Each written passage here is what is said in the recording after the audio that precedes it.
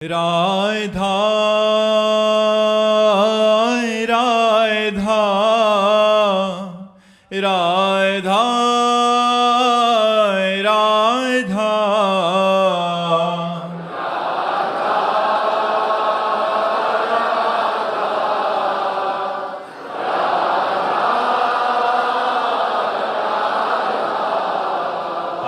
राधा राधा राधा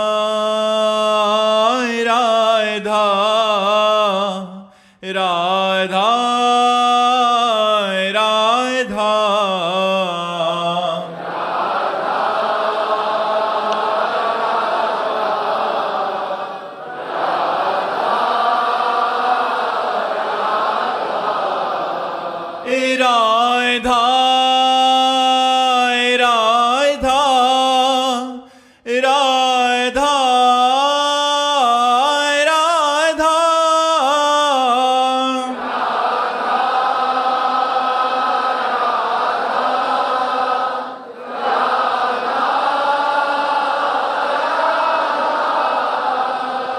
राधा राधा राधा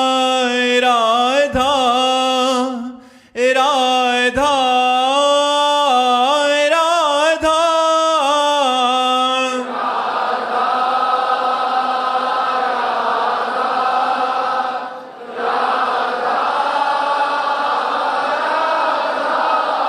हाय राधा राधा राधा राधा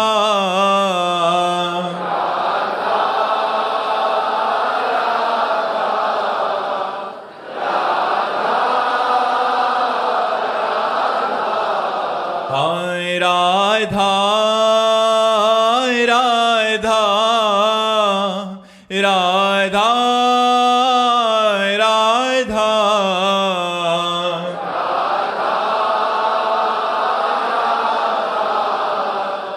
राधा राधा श्री राधा वल्लभ लाल की, समस्त संत हरि भक्तन की, श्री वृंदावन धाम की, श्री सद्गुरुदेव भगवान की।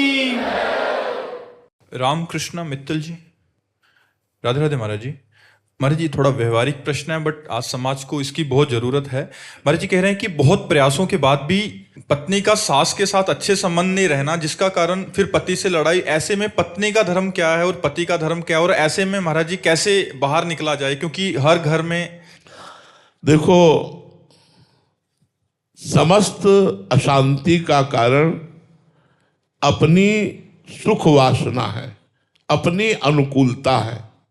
अध्यात्म से हम उत्तर दे रहे हैं। समस्त दुखों का कारण, क्रोध का कारण, झगड़े का कारण स्वसुख वांछा है, अपने सुख की चाह। यदि हम इस चाह को बदल दें तो शांति और आनंद छा जाएगा। सास को किसमें सुख मिलता है ये बहू सोचे, सास सोचे मेरी बहू को किसमें सुख मिलता है वैसा मैं व्यवहार करूं। पति सोचे मेरी पत्नी को किसमें सुख मिलता है वो व्यवहार करूं। पत्नी सोचे मेरे पति को कैसे सुख मिलेगा वो व्यवहार करूं, अभी आनंद छा जाए। आनंद ना होने का कारण, झगड़ा होने का कारण है स्वसुख वांछा। मेरी बात, मैं जैसा चाहूं, मुझे सुख मिले। जहां ये बात होगी वहां झगड़ा होगा, वहां अशांति होगी। शांति होगी तत्सुख भावना में, और ये अब बहुत कम हो रहा है। दूसरों को सुख देने की भावनाएं कम हो रही, इसलिए कहीं देखा जाता है वृद्धा सास को बहू पीट दिया, कहीं देखा जाता है सास ससुर और पति तीनों एक हो गए और बहू को पीट दिया, बहू सास को पीट दिया। ये सब कहीं देखा जाता है पुत्र जो है अपनी पत्नी की अनुकूलता को लेकर अपने माता पिता का त्याग कर दिया, माता पिता को घर से निकाल दिया। कई तरह की जो अशांतियां गृहस्थी में फैल रही हैं उसका कारण है आध्यात्मिक ज्ञान ना होना, भगवान का भजन ना होना। अध्यात्म से दूर होने पर स्वार्थ की परवस्था इतनी बढ़ गई है कि वो अपने पूज्य माता पिता को भी नहीं मानता है। जैसे बहू बन करके आई हो तो तुम्हारे माता पिता पूज्य जैसे ऐसे पति के माता पिता पूज्य हैं, उनको माता पिता की भांति प्यार करो। तुम्हारे घर बहू आई है, तुम सास हो, अपनी बेटी से कैसा व्यवहार करोगी वैसा व्यवहार करो। दूसरे की बेटी तुम्हारे घर आई, तुम उसे प्राणों से भी अधिक प्यार करो। कहीं कोई झगड़े नहीं। अब झगड़ा है स्वसुख वांछा का, और ये दूर तभी होगा जब अध्यात्म ज्ञान होगा, नहीं तो बात बिगड़ जाएगी, बात बिगड़ जाएगी।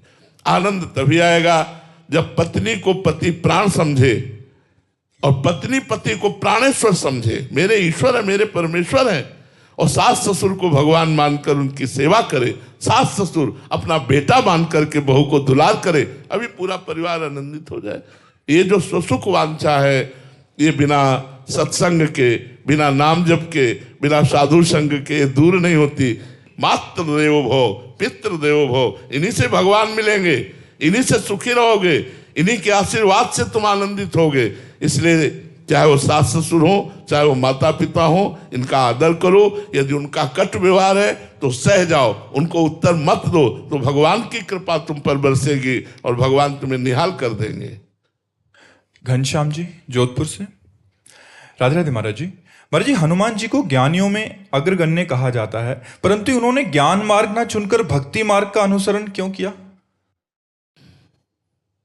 वो ज्ञान स्वरूप का सही जब रंग आता है तो प्रेम होता है, आत्मरति, और सबकी आत्मा राम है, सबकी आत्मा श्याम है, सबकी आत्मा ही तो है वो।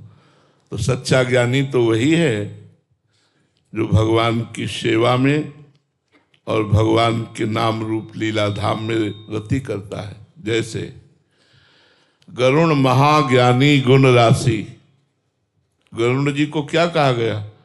महाज्ञानी, केवल भक्त नहीं है।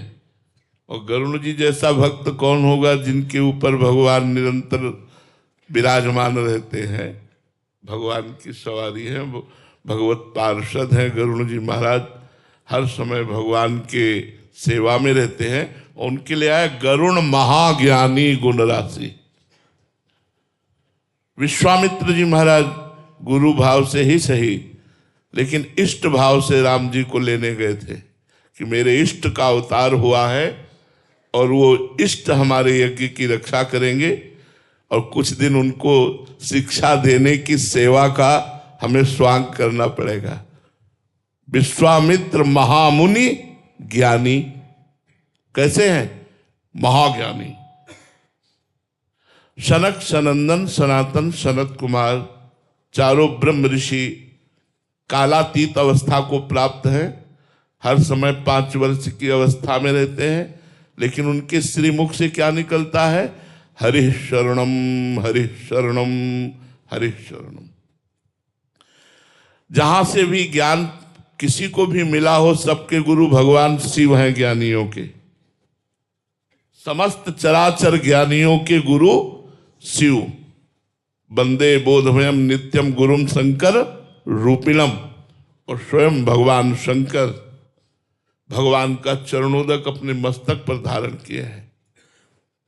गांगम वारि मनोहारि मुरारि चरणच्युतम त्रिपुरारि शिरचारि पापापहारि पुनातुमाम। गंगा जी को नेत्रों से भी रोक सकते थे, इशारे से भी रोक सकते थे, शिव हैं, लेकिन नहीं, छोड़ दी अपनी जटाएं। आओ, भगवान का चरणोदक उन्होंने अपने मस्तक पर जटा कटा संभ्रमम भ्रमम नीलम पर निर्झरी विलो लवी चिवल्लरी विराजमान मूर्धनी। जटा रूपी कलाव में भूल गई गंगा जी निकलना, उसी में उलझ गई।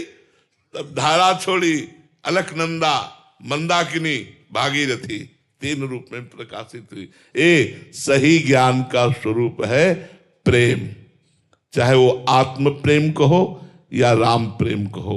हमारी आत्मा राम है, हमारी आत्मा कृष्ण है, हमारी आत्मा शिव है, तो इसमें संशय कहाँ?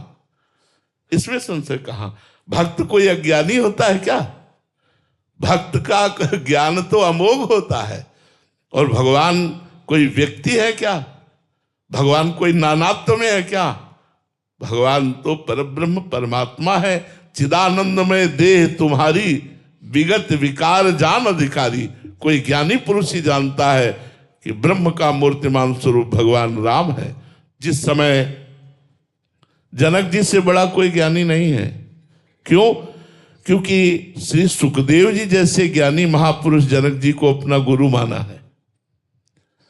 जनक जी महाराज जब भगवान श्री राम के रूप को देखते हैं तो विश्वामित्र जी परम ज्ञान शिरोमणि हैं, उनसे पूछते हैं, इन्हें विलोकत अति अनुरागा बरबस ब्रह्म सुख ही मन त्यागा। ये क्या हो रहा है? मेरे अंदर कुछ हो रहा है। जनक जी जनक जी कह रहे मेरे अंदर कुछ हो रहा है, मेरा ब्रह्म सुख छूट गया और राम रूप में अनुराग को प्राप्त हो रहा है। और स्थिति बताते हैं, सहज विराग रूप मन मोरा। कहते मेरा मन ऐसा नहीं है जैसे अपना मन सहज विषयी है, ऐसे उनका सहज मन बैरागी है। और वो कह रहे कि इनकी तरफ ऐसी दृष्टि हो गई जैसे चकोर की चंद्रमा में। क्या वो साक्षात ब्रह्म मूर्तिमान होकर आया है? तो विश्वामित्र जी हाँ कहने वाले थे, राम जी ने देख लिया तो कहा ये चक्रवर्ती सम्राट अयोध्या नरेश महाराज दशरथ के लाडले राम और लखन है, हमारी यज्ञ रक्षा के लिए आए।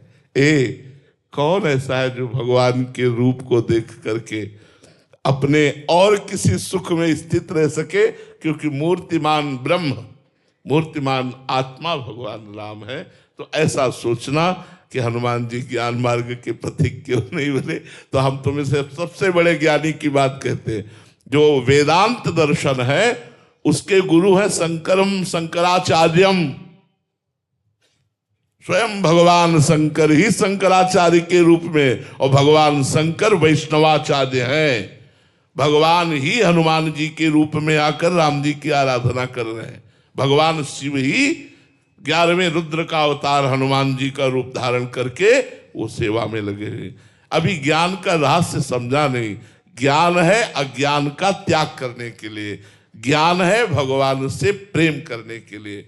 सब साधन कर यह फल सुंदर, प्रभु पद पंकज प्रीति निरंतर।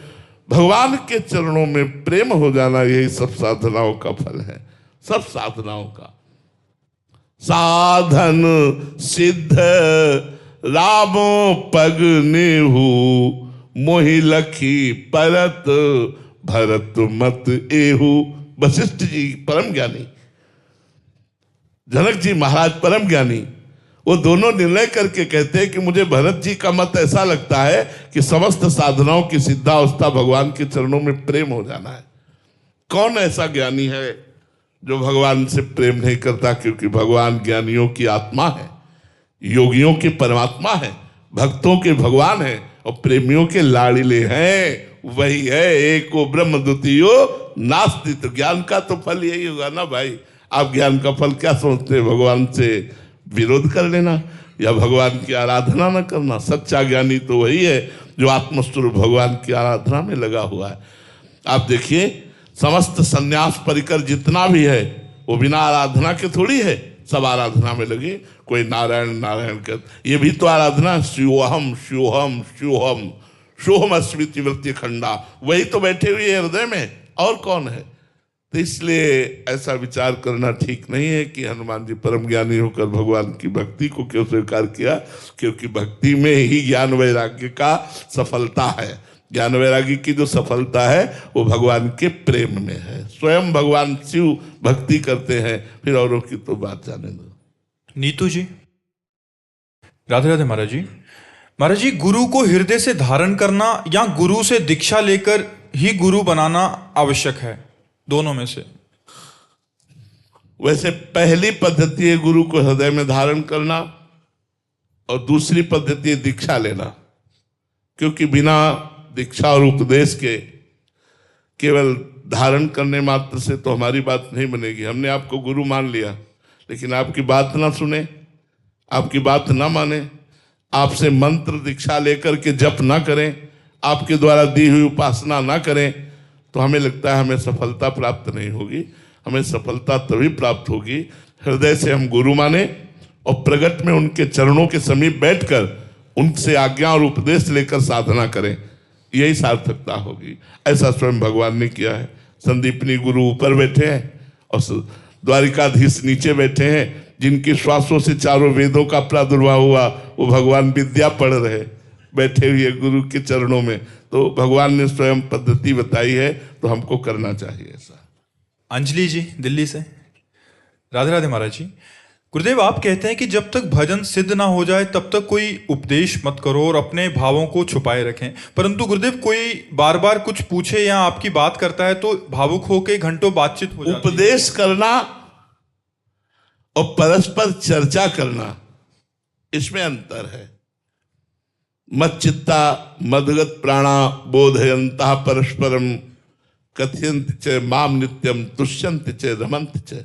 भगवान ने गीता जी में आदेश किया है कि जब हम परस्पर बात करें तो भगवान की बात करें। वो उपदेश नहीं कहेगा। उपदेश है कि हजारों की सभा में बैठ करके और उपदेश करना, प्रश्न उत्तर करना, ये सब उपदेश के अंतर्गत आता है। लेकिन हम 4 लोग बैठ करके भक्तजन अपने भगवान की बात कर रहे हैं, 4 सखियां बैठकर प्रभु की बात करें, इसे उपदेश नहीं कहते। ये बोधयंता परस्परम, परस्पर भगवान की कथा को कहना, परस्पर भगवान की चर्चा को करना, इसे उपदेश नहीं कहते हैं। इसको उपदेश मत मानो। हाँ, अपने अनुभवों को छुपा के वर्णन किया जाता है। साधक को, जैसे कि हमें भजन से जो सुख मिला, तो उसको हम कहते हैं एक साधक ने अपने गुरु की बात मानी और ऐसे ऐसे भजन किया तो उसको बड़ा सुखानुभूति मिली। उसने हमसे बताया कि मेरा मन शांत हो गया, मेरा मन। हम किसी एक साधक को खड़ा कर देते हैं, वो साधक हम ही है, पर उसे हम खड़ा कर देते हैं जिससे सामने वाला समझ ना पाए, और हमने भगवान की बात भी कर दी, साधना की बात भी कर दी। तो उपदेश तो ये नहीं कहा जाएगा। परस्पर भगवान की कथा को करना, परस्पर भगवान की चर्चा करना, ये भगवान का आदेश है। इसमें आप बिल्कुल संकुचित मत होइए, खूब चर्चा कीजिए। बोधयंता परस्परम, परस्पर भगवान की चर्चा करना। कथयंत च माम नित्यम तुष्यंत च रमंत च, भगवान की चर्चा करना, उसी के चिंतन में डूब जाना, चर्चा करते करते रोने लगना, यही तो भक्तों का सुख है। हमको इसमें डरना नहीं, इसमें नहीं डरना। हाँ, अब वो आसन में बैठ करके वो उपदेश हो सब, फिर इसमें बड़ा मतलब अहित होने की संभावना है। जब ये सम्मान मिलता है ना भैया, ये बहुत बड़ा जहर है। भगवत प्राप्ति में ये सम्मान जहर है। सम्मानम कलयाति घोर गर्णम नीचापमानम सुधा श्री राधा मुरलीधरो बज सके वृंदावन माते। भगवान बचावे इस जहर से। ये जहर चढ़ जाता है, मैं कुछ हूँ, मिट्टी में मिल गया परमार्थ उसका। जिसको ये आया मैं कुछ हूँ, बस गए आप, मिट्टी में गए। मिट्टी में मिल जाएगा तुम्हारा परमार्थ। परमार्थ तभी चलता है जब मैं कुछ नहीं हूँ। मेरे प्रभु जैसा करा रहे हैं वैसा हो रहा है। इन सब रूपों में प्रभु आकर दर्शन दे रहे हैं, इन सब रूपों में प्रभु आकर अपनी चर्चा करवा रहे हैं, तब बात। अगर ये मेरे को सम्मान कर रहे मैं कुछ हूँ, तो वो फिर नष्ट हो जाएगा। तो उपदेश देने के लिए मना किया गया, ना कि भगवत चर्चा करने के लिए। राजेश महेश्वरी जी। राधे राधे महाराज जी। महाराज जी, आप कह रहे हैं कि आप कोटा में, महाराज जी कह रहे हैं कि लाखों बच्चे आते हैं शिक्षा के लिए, वो डॉक्टर या इंजीनियर बनना चाहते हैं और हम पढ़ाई भी कराते हैं। पर महाराज जी, हम एक आपसे प्रार्थना करना चाहते हैं कि वो बने ना बने, बट एक अच्छा इंसान बन जाएं। हाँ, ये समस्या तो नए बच्चों में बहुत बुरी तरह से फैल रही है। इंसानियत छोड़ना, क्योंकि नशा करना और व्यभिचार करना ये इंसानियत को दूर कर देता है। बुद्धि मलिन हो जाती है और इनकी बहुत जोर से धूम मच रही है। नए बच्चे, जवान बच्चे नशाखोरी में इनकी तरफ बढ़ रहे हैं और व्यभिचार तो खूब बढ़ ही रहा है। तो अगर भगवान की कृपा से इन 2 पर अंकुश लग जाए, माता पिता, टीचर, गुरु, अध्यात्म गुरुओं के द्वारा हमारे समाज में यदि 2 पर सुधार हो जाए, इसी से बहुत बड़ी हिंसाएं भी होती हैं। जैसे बच्चा है और वो ड्रग्स लेता है, अपनी माँ से कह रहा मुझे दीजिए पैसे, और वो कहाँ तक पैसे दे, वो रोष में आके अपनी माँ की हत्या कर देता है। नौजवान पैसा चाहिए, कोई बहन बेटी स्वर्ण की जंजीर पहने, खींचा ऐसे, वो गिरे मरे कुछ भी हो, लिए 10-20-40 हजार की चीज में जीवन जो है वो नष्ट कर रहे हैं। तो ये जो प्रवृत्तियां, चोरी, हिंसा, छल कपट, व्यभिचार, ये बढ़ रहा है, इसमें व्यसन प्रधान है।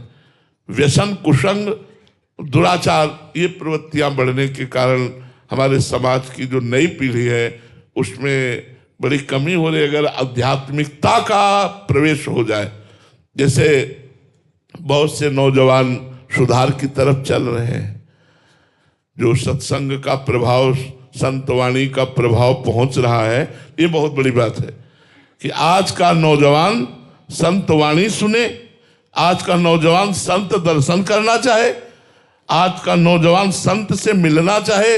ये भगवान की बड़ी अहेतुकी कृपा हुई है।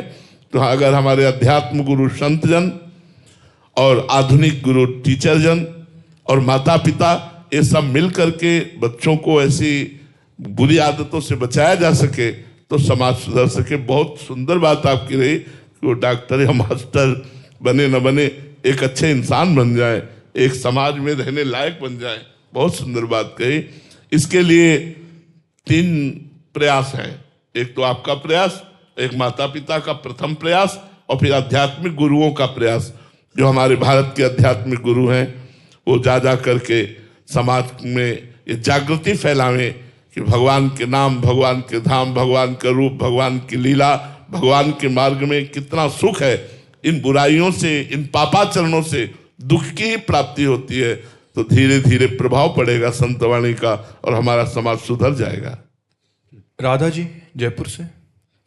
राधे राधे महाराज जी। महाराज जी, परमात्मा और गुरु के प्रति प्रेम, भक्ति या श्रद्धा का विकास कैसे तीव्र हो?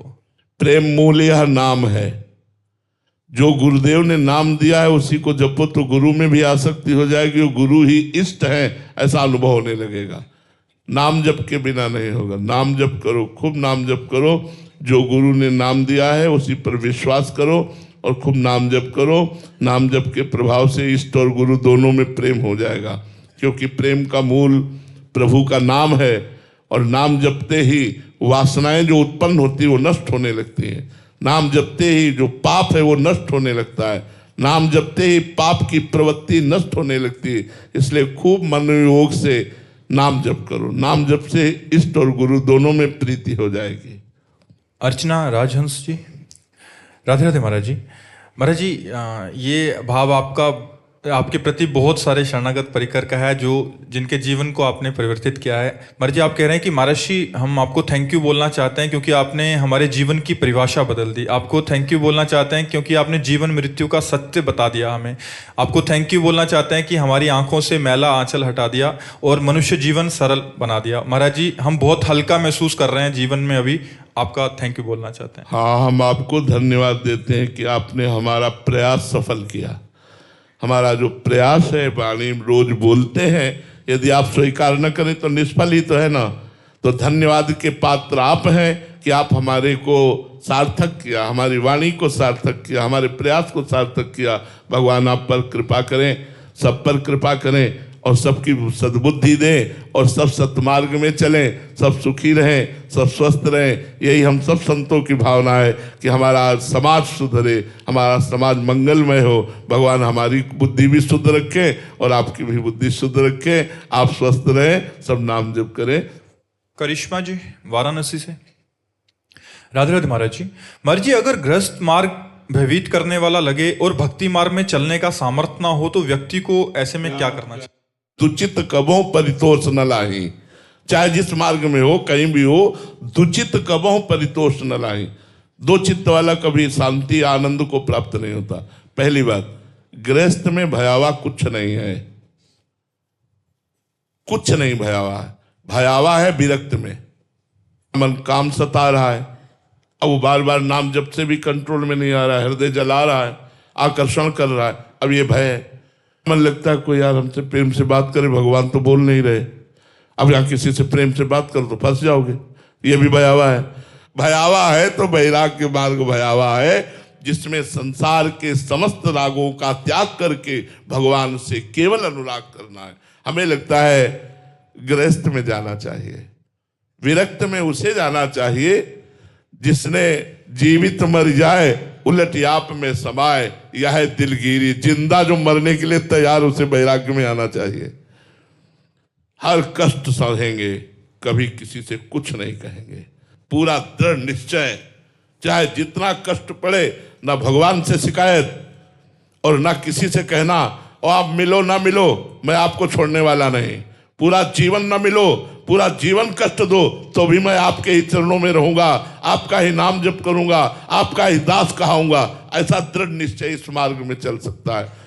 तो हमें लगता है अगर भय शब्द कहो भोगों की तुलना में देख करके, तो भयावह तो परमार्थ का वैराग्य मार्ग है, जिसमें कदम कदम पर लड़ाई है, कदम कदम पर युद्ध है, कदम कदम पर भय है और उनको रौंदते हुए बढ़ना है। गृहस्थ धर्म में हमें लगता है भय नहीं है। महाराज जी, यही सोच के सामर्थ्य नहीं लिखा है शायद कि इसमें चलने का सामर्थ्य नहीं है, बट वहां भी फंसने का कि मोह के बंधन है नहीं, बहुत केवल भावना की बात है। देखो, केवल भावना की बात है। अगर हम अपने पति को भगवान का स्वरूप मान लें, अपने छोटे छोटे बच्चों में भगवान की, गोपाल जी की भावना करके उनको खवाएं पिलाएं, दुलार करें, पढ़ाई आदि, अपने परिवार के पोषण के लिए हम धन कमाएं, परिवार हमें भगवान ने सेवा दी है, और नाम जप करें, तो गृहस्थी में क्या परेशानी है। सबसे बड़ा गृहस्थ धर्म है जिसमें संतों का प्रादुर्भाव होता है। हम लोग कहाँ जन्मे हैं? गृहस्थ में ही तो जन्मे जितने संत हैं। हम लोगों को कपड़े कौन देता है? किसी न किसी रूप में आकर गृहस्थ रूप में भगवान हमें वस्त्र देते हैं, भगवान हमें पैसे देते हैं, भगवान हमें भोजन देते हैं, भगवान हमारी व्यवस्था कर रहे हैं। वो गृहस्थ रूपी भगवान।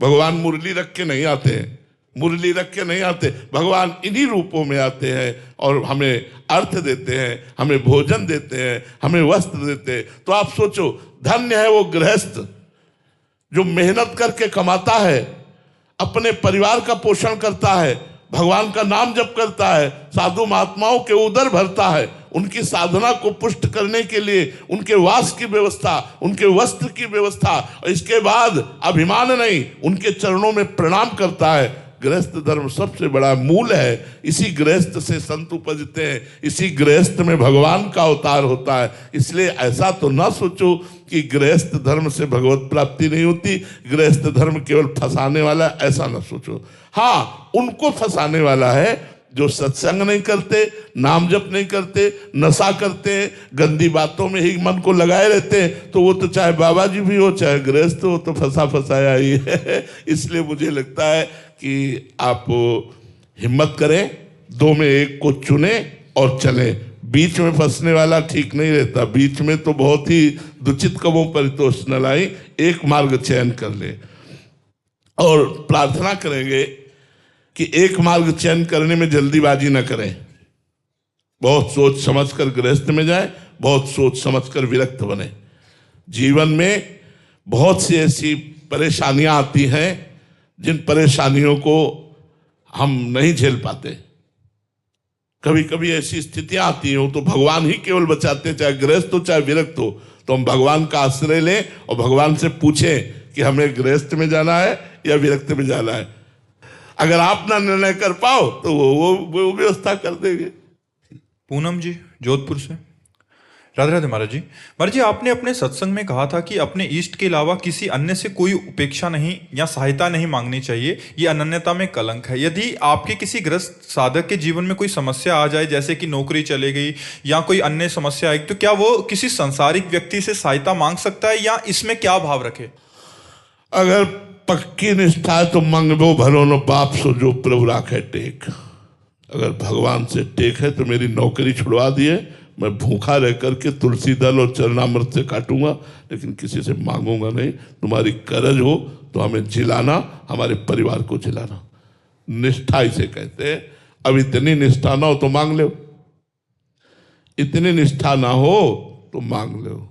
और अगर निष्ठा है तो आप देख लेना सब ठीक हो जाएगा। आप देख लेना सब ठीक हो जाएगा। उसको देर नहीं लगती, उस एक एक सेकंड आपकी चित्तवृत्ति को देख रहा है। जिस समय आप भगवत भरोसे हो जाएंगे सब ठीक हो जाएगा, सब चलने लगेगा। वो कैसे चलाता है वो वाणी का विषय नहीं। आप बार बार अपने सत्संग में कहते हैं कि गले तक तलवार आएगी बट आके हार बन जाएगी। हाँ, अगर मांगना तो भगवत चरणारविंद की आसक्ति वाले पुरुष को तो उचित नहीं है। अगर मांगना ही है तो फिर प्रभु से मांगो ना कि नौकरी छूट गई, व्यवस्था करो। लेकिन आप नहीं करोगे तो हम दूसरे की तरफ देखेंगे नहीं, मर चाहे शरीर जाए, भूखों मर जाए, पर हम किसी से मांगेंगे नहीं ठाकुर जी आप देख लो। तो 2-4 दिन देखेंगे भूखे रख के, और जब देखेंगे कि नहीं यार पक्का है तो व्यवस्था कर देंगे पक्का व्यवस्था कर देंगे, पक्का विश्वास करो। मर जी आपके जीवन का कोई अनुभव?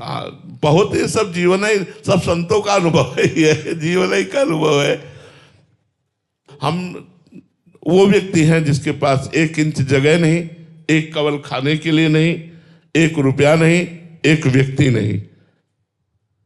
और जब भगवान के आश्रित हो गए तो सब प्यार ही प्यार, महिमा ही महिमा उनकी सब जागृत हो गई। उसी विश्वास से आपसे कहते हैं कि यदि नौकरी छूट गई है तो कोई बात नहीं, हरि का नाम न छोड़ना, उनका आश्रय न छोड़ना, वो सब कुछ बना देते हैं, सब कुछ बना देते हैं। बहुत विचित्र लीला बिहारी, बहुत विचित्र लीला बिहारी। विश्वास कर लो यार तो बेड़ा पार हो जाएगा। कोई भी हो विश्वास कर लो हमारे भगवान पर, हमारे कृष्ण पर, राम पर विश्वास कर लो और नाम जप करो और धर्म से चलो। आज दुख है कल नहीं रहेगा, बिल्कुल नहीं रहेगा। महाआनंद में रहोगे, पक्का समझो महाआनंद में रहोगे। इसलिए नाम जप करो, भगवद आश्रित रहो। बने तो रघुवर ते बने और बिगड़े तो भरपूर, तुलसी और अंते बने ता बन बेपे धूर। हम किसी से सहायता नहीं मांगते, तो आप देखना स्वयं सहायता चल के आ जाएगी, स्वयं सहायता चल के आ जाएगी, स्वयं व्यवस्था हो जाएगी। वो भगवान की तरफ से व्यवस्था होगी। भगवान ने गीता जी में वचन दिया है, अनन्यस चिंतयन्तो माम ये जनाः पर्युपासते तेषां नित्याभियुक्ता नाम योगक्षेमम कराम्यहम नहीं कहा, वहाम्यहम कहा। मैं स्वयं वहन करूंगा, तुम्हारा ठेका लेता हूं। यार अनंत ब्रह्मांडों का स्वामी ठेका लेता, विश्वास कर लो। हमारा केवल एक काम होना चाहिए, अनन्यस चिंतयन्तो माम, भगवान का चिंतन करते हुए जो कर्तव्य कर्म मिला है उस कर्म को करो। नहीं तो भगवद आश्रित हो जाओ, सब ठीक हो जाएगा, सब ठीक हो जाएगा। समय लगेगा, समय आने दो, सब ठीक हो जाएगा। देखो पांडव महान भक्त थे, लेकिन उनको भी 12 वर्ष का वनवास, 1 वर्ष का अज्ञातवास जैसी कठिन समस्या को निपटाना पड़ा।